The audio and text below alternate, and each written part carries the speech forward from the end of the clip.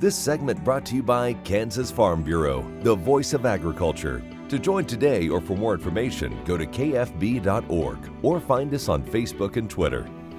Welcome to Farm Factor. Let's find out what's happened in the first year of CattleTrace with Cassie Kniebel. Duane Toews joining you once again on Ag AM in Kansas, and an opportunity to catch up with Cassie Kniebel with CattleTrace. Cassie, a full year now into the program that had some interesting beginnings in drawing people together within the cattle industry to address an issue. Tell us a little about what you've accomplished so far and some of what you've seen in that first year of operation. Yes, so this past year we've had really the opportunity to expand our infrastructure. So by infrastructure, I mean the tags and the readers. And really we've moved past the Kansas border. So when we're in about 7 different states now where we have different readers and tags distributed. We have a goal of 55,000 head or tags.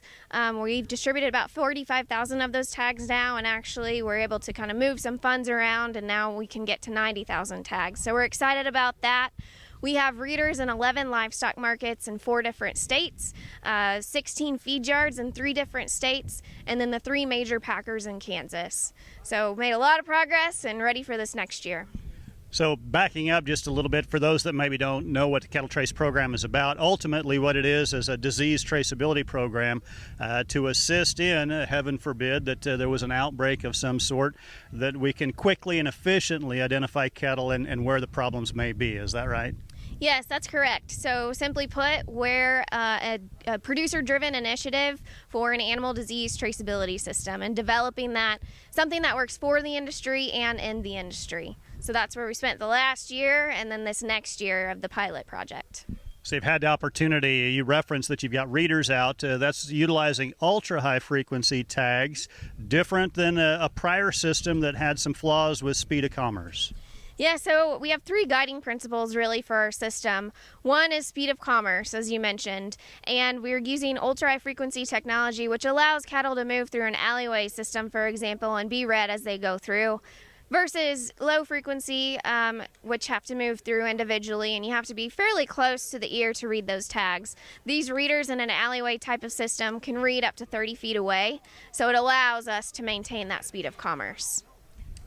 Talking about data, privacy, all those kinds of issues, the board of directors have addressed that as well.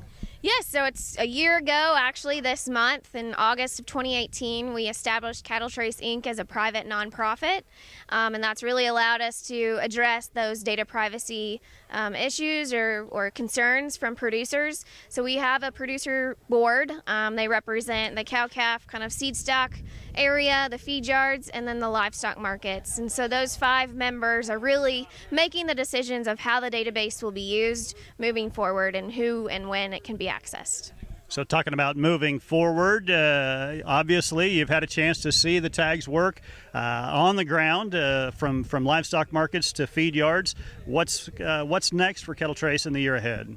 So this next year, we're really shifting our efforts to our second objective, which is to evaluate the infrastructure. So we're actually shifting gears into mock traces. We're starting that process right now, and we'll be able to share more details about that here at the end of the year and kind of through this next spring. We have another year of the pilot. It ends in June of 2020. Beyond that, we're kind of working through what does CattleTrace look like beyond, grant funding, and so we're excited to see where that goes. And we'll be sharing more as we have more results. Obviously, the opportunity to work with forward-thinking producers has been a big key in this. Yes, that's probably my favorite part of my job, is working with producers up and down the supply chain, the production chain. We've had great partners this past year and are getting more kind of every month, which I'm excited about, especially as we expand outside of Kansas, but really would not be where we are today without their help and their feedback and really their support along this past year. And Cassie, if somebody is interested in learning more about the program, is there an easy place for them to get that info? Yes, so if you want to learn more about CattleTrace, we send out a monthly newsletter. You can sign up for that at CattleTrace.org. There's also information if you want to be a partner in whatever production level you're a part of, feel free to reach out. Our contact information is on the website. Stay tuned for this week's Kansas Soybean Update coming up next here on Farm Factor.